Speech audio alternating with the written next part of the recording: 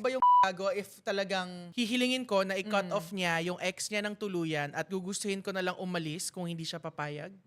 Hindi ka gagawan yun. Maturity yun. Hindi ka gago if that's really your conviction and your standard eh. Diba? If it's I would really understand. hurting you, It's not sinabi mo na immature. it's breeding resentment eh, which is like, medyo telling sign na yan na things are getting unhealthy.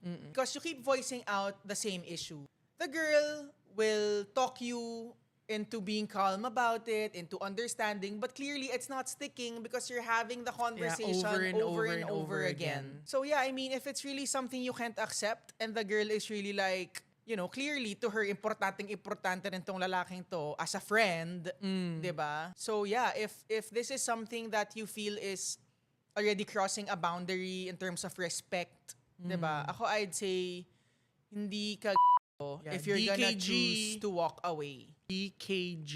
Woo! Dana, hindi... Hindi, kasi ganun sila mag-Reddit speak. DKG, bro. Oh my gosh. Okay.